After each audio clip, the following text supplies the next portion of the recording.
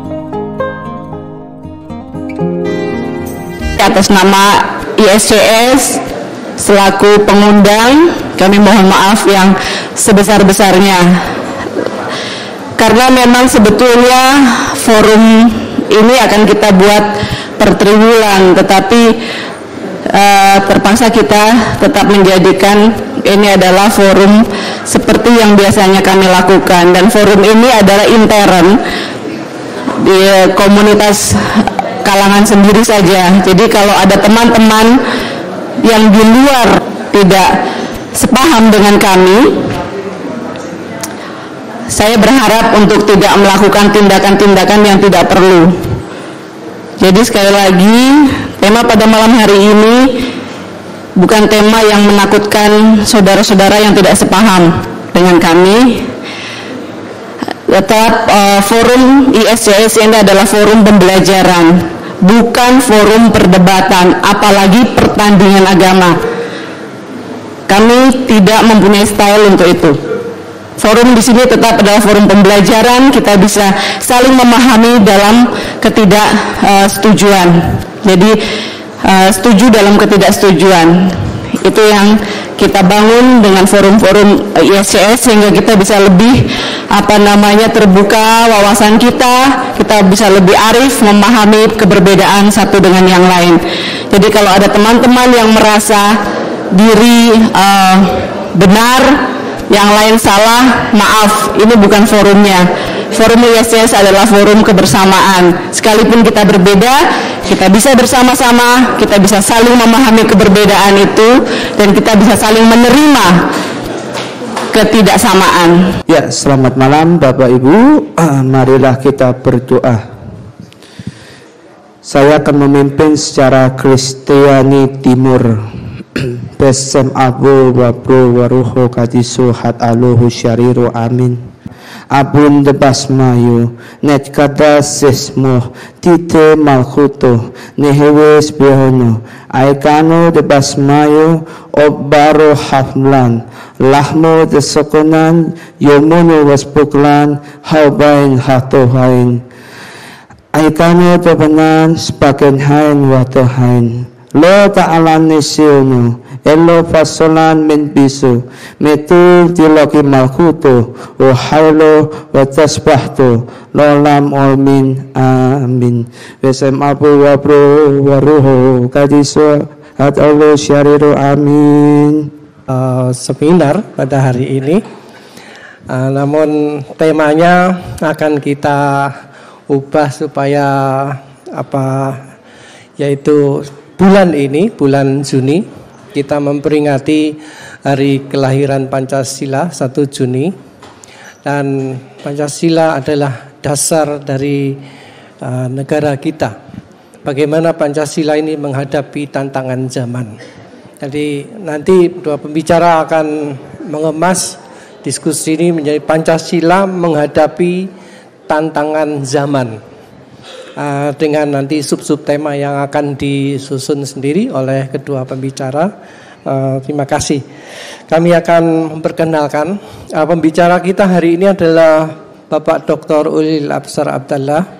Tidak perlu perkenalan panjang karena terlalu terkenal kan gitu ya. Bapak Ulil ini pendiri dari jaringan Islam liberal di Indonesia, dan pembicara kedua adalah Bapak Dr. Bambang Nurseno. Saya tadi di rumah menduga iki mesti gak ono taplake iki kan gitu ya.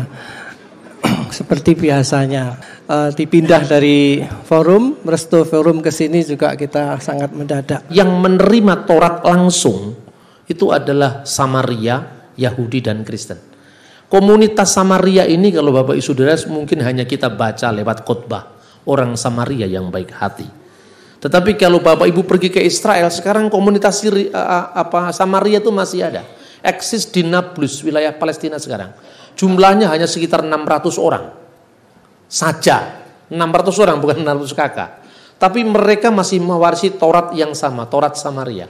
Tulisannya beda, itu di makalah saya ada. Tulisan Taurat Samaria, tulisan Hasmonaim, tulisan Herodian. Memang sulit.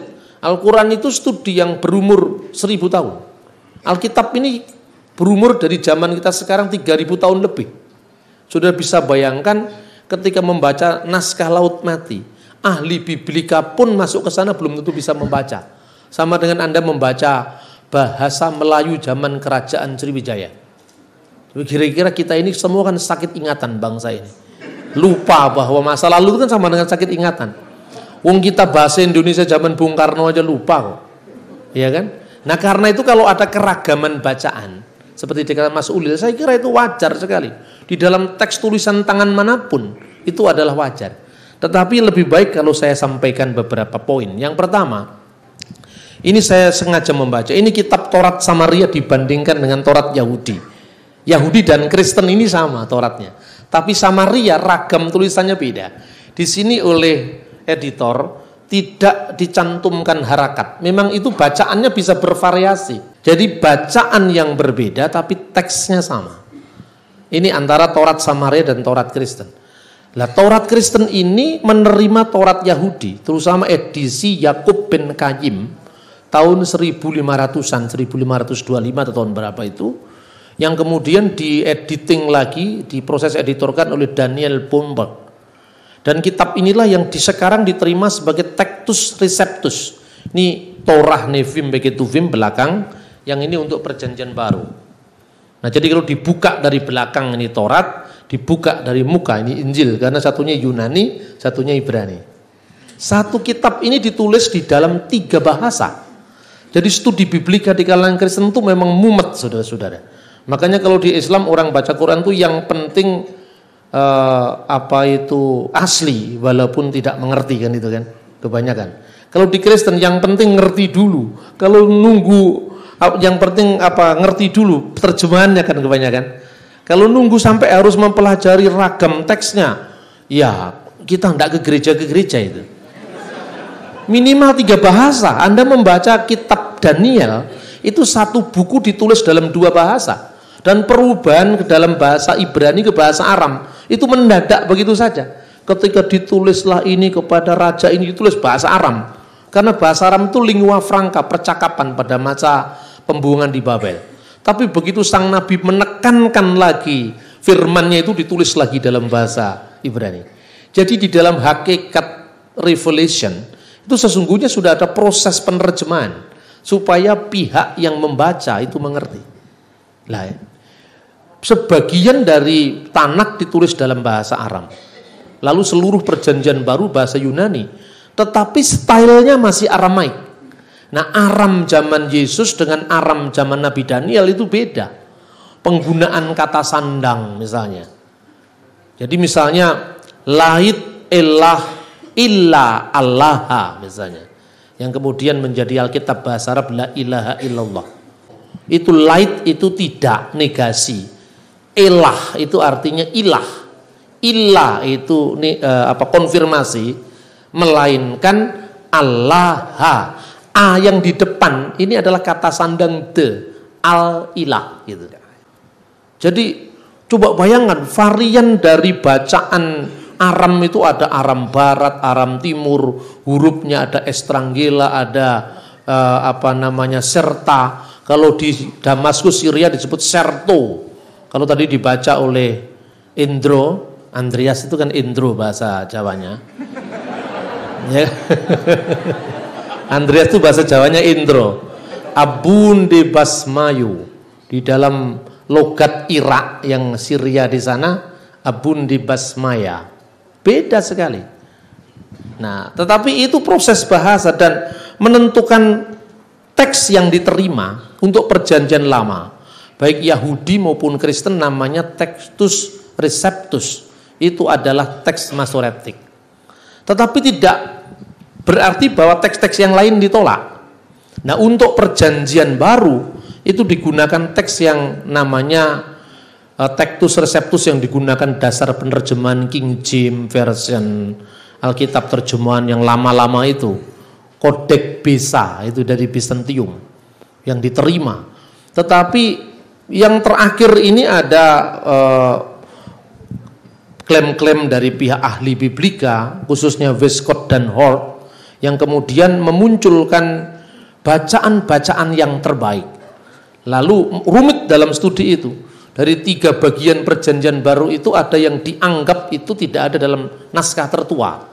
Tetapi lembaga Alkitab tidak menolak itu. Dimasukkan dalam tanda kurung kotak begini. Misalnya wanita yang ketangkap berbuat zina.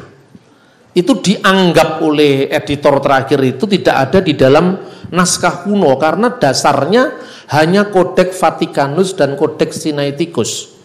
Padahal sebenarnya ada kodeks lain yang memuat, bahkan terjemahan-terjemahan kuno semua memuat. Misalnya Vetus Latina.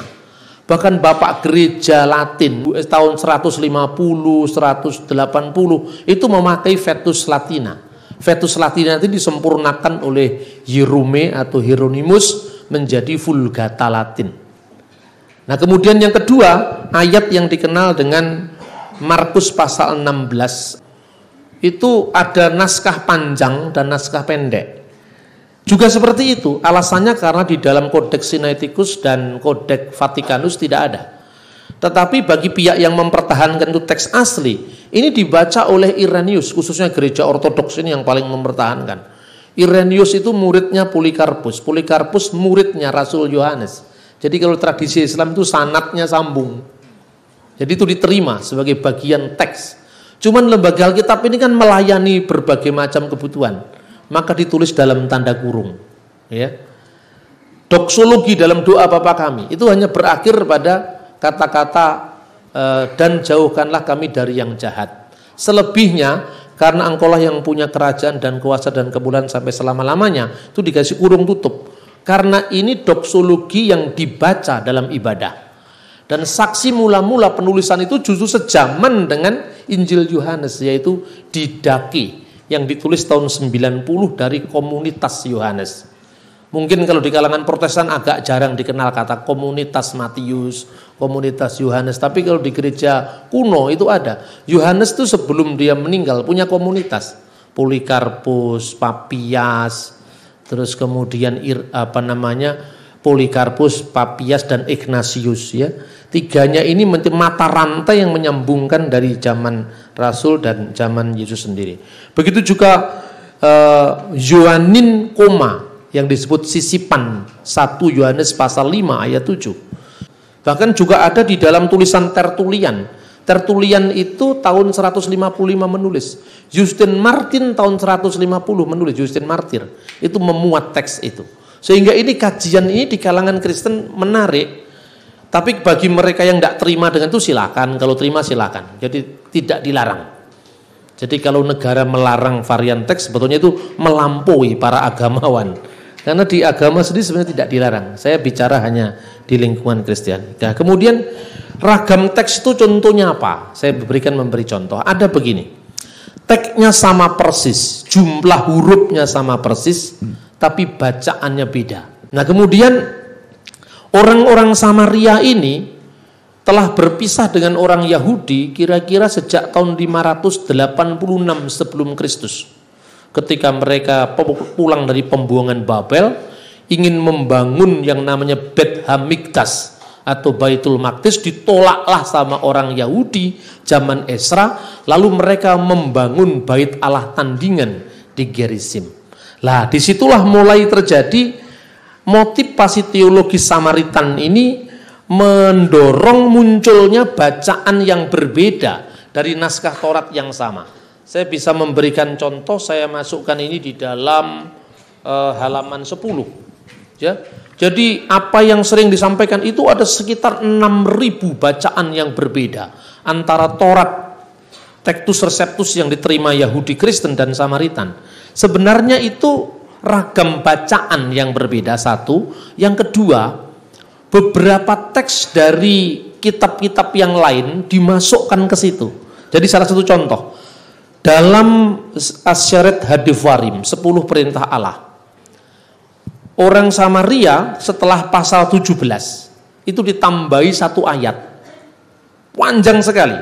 Dan ketika Tuhan Allah yang kamu sembah membawa engkau ke tanah Kanaan yang engkau kuasai dan engkau duduki, haruslah engkau mendirikan batu-batu besar dan mengapurnya, dan haruslah engkau tuliskan di atas batu itu semua perkataan hukum Taurat ini, dan sesudah engkau menyeberang sungai Yordan, haruslah kamu mendirikan batu-batu ini yang aku perintahkan kepadamu di gunung Gerizim. Juga haruslah kamu membangun mezbah di sana bagi Tuhan, di sebuah altar batu yang tidak boleh kamu pahat dan seterusnya. Ternyata apa yang dikatakan ragam tambahan di teks Samaritan itu sesungguhnya ada di ayat yang lain yang digabungkan lagi ke situ untuk membuat stressing bahwa gunung Ebal, gunung Gerizim itu penting. Jadi kalau dijumlah ini ayat-ayat Alkitab juga. Bacaan ini berasal dari Yosua pasal 8 ayat 30 dan 35. Tapi masalahnya orang Samaritan tidak mau mengakui kitab Yosua dan seterusnya. Dia hanya mengakui Taurat Musa. Kemudian harus diakui memang ada perbedaan. Kita tidak perlu harus menutupi ya, perbedaan itu ada. Tapi masalahnya apakah perbedaan itu membawa konsekuensi teologis yang penting? Itu yang justru lebih penting kita persoalkan. Satu contoh saya bisa memberikan bacaan yang dianggap berbeda itu. Pertama, kasus yang namanya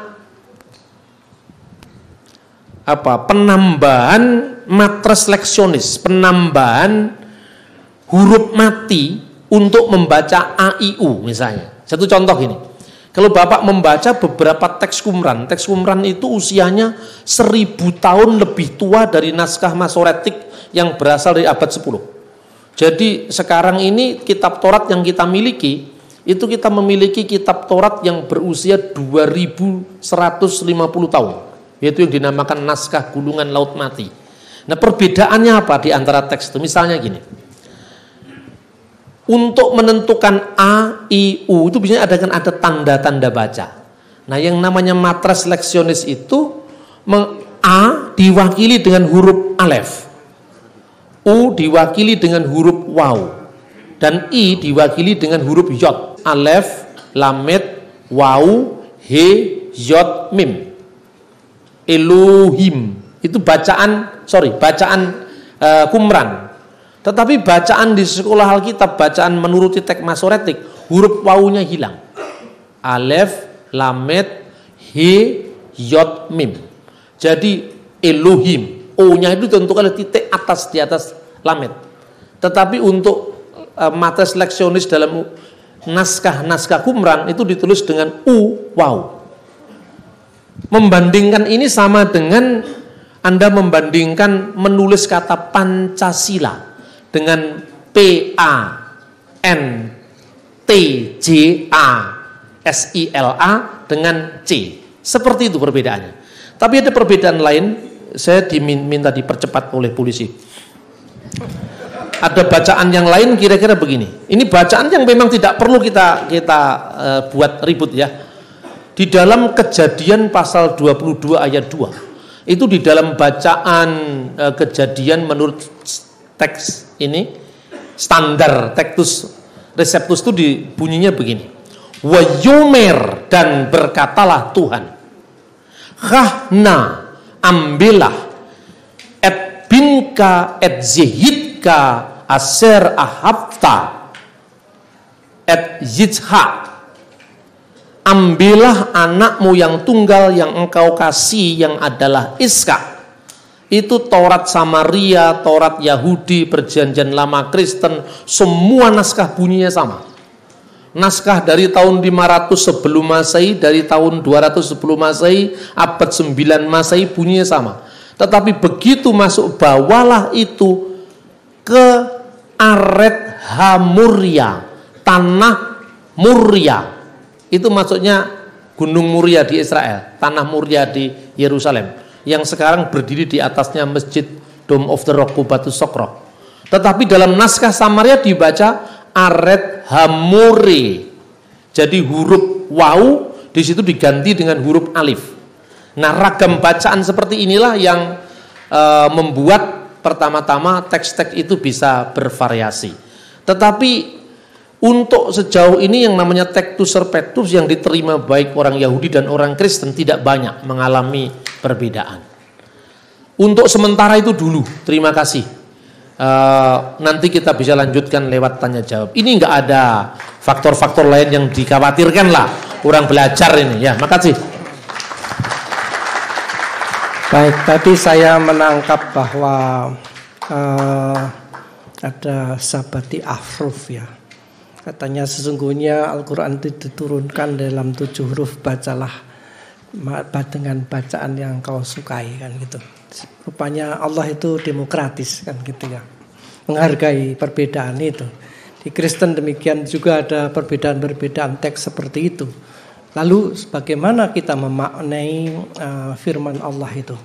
Firman Allah itu pada teksnya, pada bahasanya, atau pada maknanya? Nanti akan jadi perbincangan lebih lanjut. Kami membuka hanya 3 pertanyaan karena polisi di depan itu menuntut kita untuk mempercepat. Saya tidak tahu ya, mungkin ada forum-forum yang lain lah nanti diadakan di suasana yang lebih kondusif begitu ya. Nah, saudara-saudara, dari situ 1 pertanyaan, 2 dari perempuan saya harap ada. Ada. Tolong kalau saya minta dari Islam 2, dari Kristen 2, supaya seimbang ya. Itu tadi dari Kristen ya. Saya minta dari Islam, ya. Apakah bahasa Arab itu ada kaitannya dengan bahasa Ibrani klasik? Terima kasih. Maju. Enggak apa-apa, enggak banyak. Terima kasih atas waktunya. Selamat malam. Assalamualaikum warahmatullahi wabarakatuh. Saya dari teman-teman Gus Durian Surabaya ya. Nama saya Manaf. Saya mau tanya ke Pak Bambang, kalau Mas Ulil tadi memaparkan tentang varian dalam qiraah yang kita kenal dalam Islam itu qiraah sab'ah, mencoba memaparkan bagaimana historis kemudian di dalam pemunculan di qiraah sab'ah itu sendiri. Kalau saya bertanya ke Bapak Bambang, bagaimana historis kemudian gejolak ketika varian di dalam pembacaan teks baik itu Injil ada di dalam dunia Kristen, seperti apa gambarannya? Karena mohon maaf tidak ada makalah yang kami baca seperti itu. Kalau Mas Ulil tadi mencoba memaparkan bagaimana gejolak kemudian akar sejarah ketika muncul beberapa qiraah atau varian dalam pembacaan teks Al-Quran itu sendiri seperti itu. Terima kasih. Selamat malam.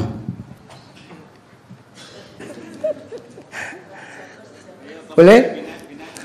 Satu lagi dari, ya, nggak bayar, ayo, tanya nggak bayar. Monggo. Siapa dari Muslim? Ya, monggo Mas, maju ke depan. Sufni Ahmad dari Islam Muhammadiyah. Sebelumnya mohon maaf, pertanyaan saya tertarik tadi kalau Islam itu tahu bacaannya dulu gitu kan. Terus kalau di Kristen mengerti dulu katanya seperti itu.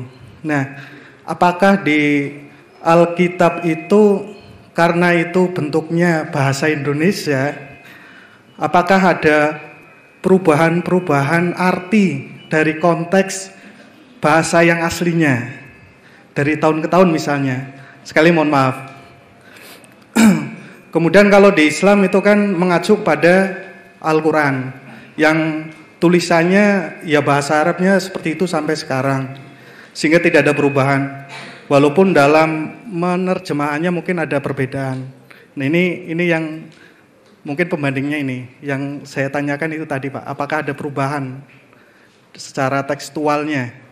Karena yang ada di Indonesia kan bahasa Indonesia saja. Mungkin ini saja Pak. Terima kasih. Ini 3 pertanyaan berikut kok dialamatkan ke Pak Bambang. Kami mohon. Ya terima kasih. Yang pertama dari teman Gus Durian Manap ini. Varian dalam qiraah atau bacaan. Bagaimana sejarahnya dalam Yahudi dan Kristen? Apakah itu ada gejolak? Gejolak dalam pengertian konflik besar tidak pernah ada.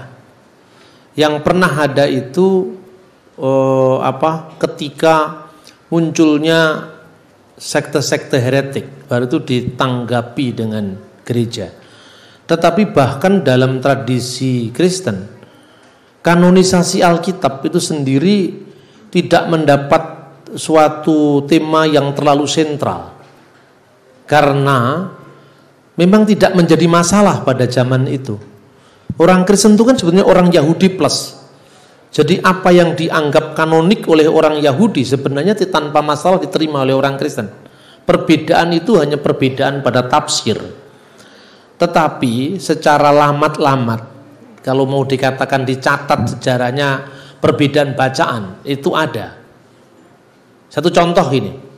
Ketika terjemahan King James Version menerjemahkan dari kitab Zabur atau kitab Mazmur 22 ayat 17. Di situ dalam terjemahan Septuaginta. Terjemahan Septuaginta itu adalah terjemahan Yunani yang dibuat tahun 280 di Alexandria sebelum Masehi. Nah, di situ bunyinya mereka menusuk tanganku dan kakiku. Lalu orang Kristen mengatakan, loh, ini loh penyalipan Kristus sudah dinubuatkan oleh Daud. Tetapi orang Yahudi mengejek itu kan ayat Kristen, ayat bikinan Kristen. Tidak ada teks yang seperti itu.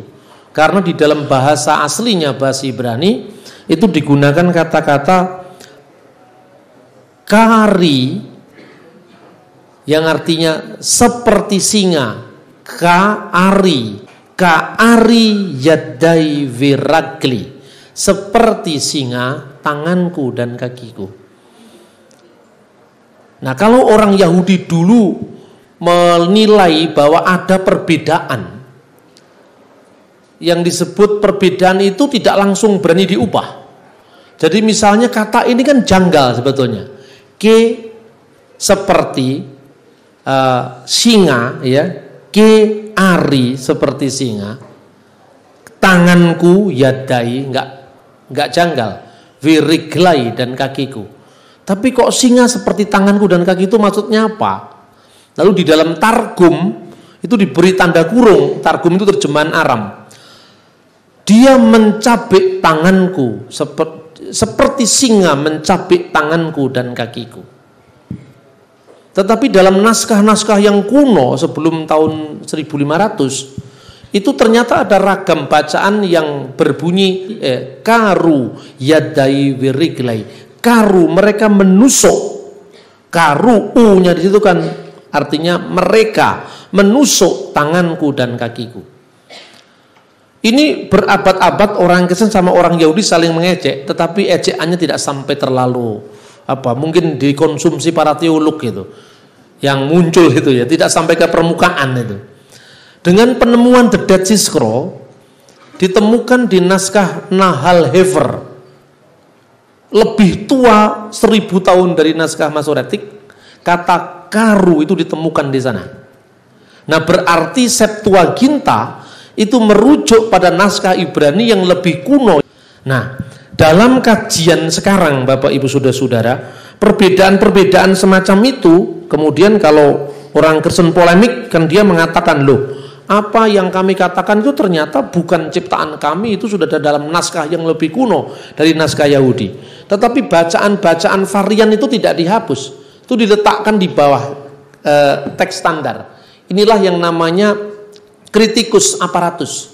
Jadi di sini diberikan, kalau di sini bacanya kaari, di sini karu, naskah ki kumran, sehingga pembaca bisa memilih konteksnya ini kenapa baru kata benda kok tiba-tiba seperti tanganku dan kakiku, kira-kira seperti itu. Lah ini hobinya para ahli biblika di lembaga-lembaga Alkitab. Biasanya awam tidak terlalu tanya sejauh itu. Jadi tidak ada gejolak sejauh itu. Tetapi bahwa munculnya buku-buku apokrif baru itu merupakan gejolak, tapi lewat tulisan. Misalnya Irenaeus menjawab tulisan yang judulnya Adversus Heresis, melawan para heresi.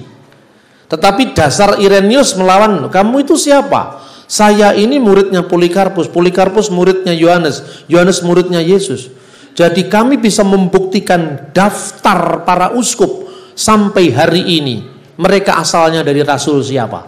Inilah yang di gereja ortodok disebut khilafatur rasuliyah. Jadi khilafah rasuli, suksesi apostolik. Itu satu-satu contoh perbedaan teks. Kemudian ada perbedaan-perbedaan kecil, itu tidak mempengaruhi makna. Jarak penyalinan sekitar 1000 tahun untuk kasus kitab Nabi Yesaya yang panjangnya 731 cm, lebarnya 31 cm. Anda bisa lihat pertama di Museum Israel, kedua di rumah saya. Saya mengkoleksi naskah-naskah Alkitab ini. Saya ini ahli tukang rumbeng naskah. Ini saya dapatkan dari tempat-tempat loak di Israel, di Syria ada. Jadi saya bentuk mikrofilmnya itu, sudah saya buat Shrine of the Scriptures persis yang ada di Israel. Lah ini menarik untuk bagaimana kita bisa memahami Tuhan menjaga firman-Nya, tetapi menjaga itu tidak sampai harus tangannya dituntun, itu tidak sampai lah. Yang artinya kalau terjadi dalam transmisi teks itu bacaannya beda, saya kira itu lebih logis diterima ketimbang kita harus mengatakan hurufnya dihitung sampai sekian. Tapi dulu para masora pernah seperti itu, hurufnya itu sampai dihitung, sehingga ketika terjadi perbedaan misalnya di dalam kitab Nabi Yeremia itu ada kata Hasaremot dan Hasademot. Ini ada di dalam makalah saya, nanti akan dibagikan, jangan khawatir, kan makanan dan dibagikan makalah. Jangan khawatir, adalah ya. Saya nulis makalah ini termasuk ada yang naskah-naskah yang kuno ya, ini nih. Ini naskah kunonya dari tahun 200 sebelum Masehi, di cropping segini. Di bawahnya cara bacanya dengan huruf Ibrani modern. Lalu kalau ada perbedaan hurufnya, di mana ada perbedaan? Saya lagi mengembangkan kajian itu, dan saudara yang tanya itu wajib membeli buku saya ini, The Dead Sea Scroll. Di depan ada itu. Kalau Mas Uli nanti saya kasih, Pak Heni saya kasih. Kalau Anda harus beli, ya itu ada. Jadi Hasademot mana? Karena huruf R dengan D itu satunya nyeklek gini, satunya gini. Ya, seperti huruf bahasa Arab sama lah. Dal dan ro itu kan, kalau dal gini, ro gini, deliver sedikit jadi ro kan itu. Nah yang gitu tuh dalam tulisan tangan, dalam manuskrip itu sangat mudah. Ketambahan titik karena tetesan air dan sebagainya. Dan itu ribuan tahun, ya kan? Nah itu Tapi caranya begini, orang Yahudi, tradisi Masoretik, mencantumkan huruf he, artinya khere, bacaan. Bacaan yang diperkirakan. Lalu di atasnya disambung dengan teks standar tadi disebut K, ketif. Ketif tertulis misalnya begini, bacaannya begini. Tapi bacaan kira-kira tadi tidak langsung boleh mengubah teks yang diragukan. Nah itu caranya. Jadi tetap tidak boleh berubah. Tapi kalau ada bacaan yang janggal, cukup dikatakan kiri, bacaan yang diusulkan seperti ini. Meskipun teksnya dipertahankan apa adanya. Itu satu. Yang kedua, dalam proses penerjemahan, apakah itu ada perbedaan? Ya, tentu ada. Penerjemahan itu tidak semuanya, kitab apapun juga tidak akan bisa merekam secara langsung teks aslinya. Itulah sebabnya kenapa kadang-kadang King James Version beda dengan NIV, beda dengan terjemahan baru. Itu wajar. Supaya kita tahu bagaimana baca teks aslinya, itu paling praktis. Ini misalnya diterbitkan lembaga Alkitab. Ini teks asli dengan bahasa Indonesia berdampingan seperti Al-Quran. Dan ini sudah beberapa kali diubah. Kenapa beberapa kali diubah? Bahasa penerima itu kan geser terus. Misalnya, dalam terjemahan lama, berikanlah tumpangan kepada sesamamu dengan percuma. Kata percuma itu bahasa Indonesia sekarang kan sudah bergeser. Percuma itu artinya sekarang cuma-cuma. Pada waktu itu dulu artinya gratis. Lagu-lagu rohani yang diciptakan 30 tahun yang lalu. Selidiki, nyatakan segala perkara. Perkara itu artinya sekarang kasus. Masa Tuhan suruh menyelidiki kasus? Kan tidak mungkin. Hal perkara itu artinya. Itu tapi bahasa 30 tahun yang lalu seperti itu. Begitu juga problematik terjemahan. Saya kira seperti itu. Nah, supaya kita bisa yakin, ya kita harus kembali pada original teksnya. Cuman setiap saya berkomunikasi dengan teman-teman seminari itu, bahasa Ibrani itu 6 SKS. Tetapi hanya untuk memenuhi 6 SKS itu begitu dia keluar dari seminari, dia lupa. Teman saya jadi wartawan Kompas sekarang. Ya itu, tapi memang tidak semua orang bisa dipaksa untuk mikir yang rumit-rumit. Ngapain, nggak ada duitnya kan? Neliti naskah-naskah Pesita, apa itu apa, nggak ada duitnya. Kalau Anda bergerak yang lebih praktis mungkin lebih diuntungkan. Nah, saya pikir itu. Kemudian yang kedua, sekarang saya berikan contoh. Perbedaan yang jelas-jelas itu. Misalnya kalau Anda lihat ya, di dalam, ini saya masih boleh ya, sedikit ya. Di dalam 2 Tawarik pasal 22 ayat 2, itu berumurlah 42 tahun ketika Ahazia menjadi raja, dan setahun lamanya ia memerintah di Yerusalem. Tetapi di dalam 2 Raja-Raja 8 ayat 26, Ahazia berumur 22 tahun pada waktu ia menjadi raja. Mana yang benar? 22 atau 42? Nah, dalam kasus ini teks asli manapun tidak ada bedanya. Dalam teks aslinya itu yang satu berbunyi Ben Isrim Ustayim Sana Ahasyahu Vemulko. Jadi di sini tetap Ben Isrin Ustayim, berumurlah 22 tahun. Sana itu bahasa Arabnya juga sama, sana Ahasyahu Vemulko. Sementara satunya memang berbunyi beda, Ben Arba'im Ustayim Sana Ahasyahu Vemulko. Kemudian dalam NIV catatan kaki dikatakan kemungkinan telah terjadi salah penerjemahan. Tetapi teks aslinya tidak salah. Nah, kalau yang begini menurut saya tidak boleh kita langsung menilai itu ada kesalahan teks. Kita hanya boleh menilai kesalahan teks apabila kita menunjukkan manuskripnya. Terjemahan tidak bisa dijadikan dasar. Katakanlah misalnya Pesita, tidak bisa. Karena Pesita Aramaik terjemahan. Yunani Septuaginta termasuk terjemahan. Sekalipun terjemahan kuno ini punya nilai besar karena kemungkinan didasarkan atas naskah yang lebih kuno dari naskah sekarang. Ternyata itu subjeknya, itu umur siapa, itu tidak jelas.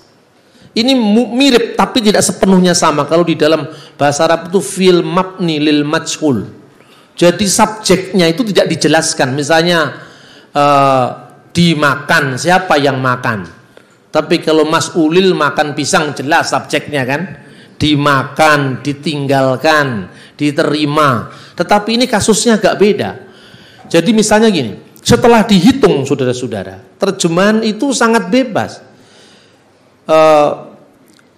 Ben artinya anak bisa, tapi bisa berarti berumurlah ya. Ben arba'im ustayim sana ahasyahu bimulku. Ini bisa diartikan berumurlah 42 tatkala Ahasya menjadi raja. Satunya berumurlah 22 tatkala Ahasya menjadi raja. Penelitian pertama konteks. Di dalam teks lain bapaknya Ahasya umurnya 32. Bagaimana anaknya umur 42? Tidak masuk akal kan? Maka setelah dicari, dijumlah, Omri raja Israel yang sangat terkenal bermusuhan dengan Madaba kerajaan Yordan, memerintah selama 12 tahun dinastinya, digantikan oleh Ahab anaknya, lama pemerintahnya 22 tahun, usia dinastinya 34 tahun.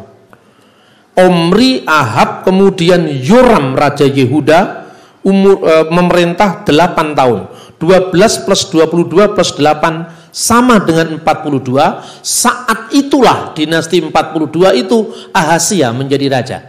Jadi keseluruhan teks itu menunjukkan bahwa 42 itu usia dinasti Omri yang diteruskan kejahatannya oleh Ahasya. Sama seperti ini. Berumurlah 68 tahun ketika SBY dilantik presiden. Satunya berumurlah 52 tahun ketika SBY dilantik presiden. Umur 52 itu umurnya SBY. Berumurlah 68 tahun Republik Indonesia itu ketika SBY diangkat jadi presiden gitu. Jadi ini rumit. Dan bacaan begini tidak hanya langsung bisa diterima.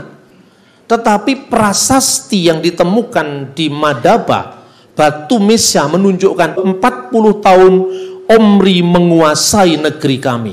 Dan pada tahun berikutnya anak Omri kami kalahkan. Dan itu di dalam teks ada peperangan antara Yoram dengan kerajaan Yordan. Setelah 42 itulah Ahasya diangkat menjadi raja, meneruskan pemerintahan bobrok dari dinasti sebelumnya. Nah, jadi ada teks yang memang berbeda dari penulisnya.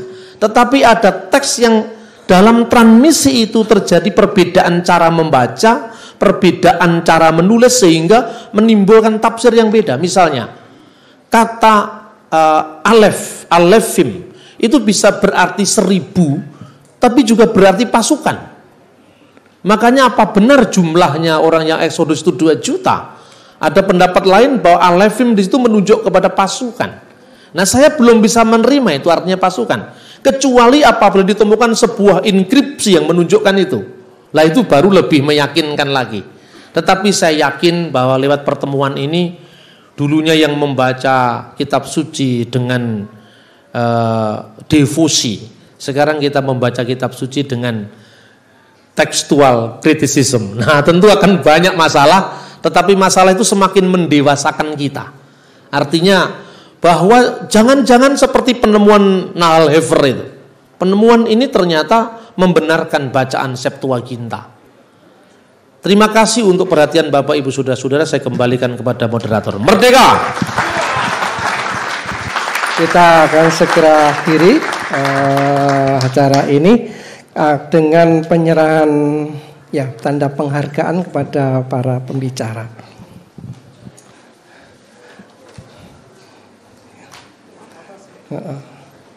Monggo.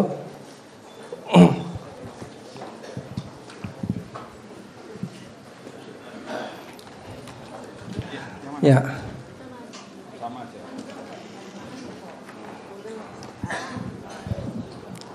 Yang pertama kepada Mas Ulil Absar Abdallah, terima kasih untuk partisipasinya dalam diskusi ini. Kemudian pada Pak Bambang Nurseno. Ya. Diserahkan oleh istrinya sendiri. Ya, ini kepada saya nggak usah itu. Ini karena moderatornya mantan wartawan, jadi sorry tadi ya, saya harus melakukan pendokumentasian. Terima kasih saudara, selamat malam, Tuhan memberkati kita semua, semoga kita bisa ketemu di lain kesempatan. Amin.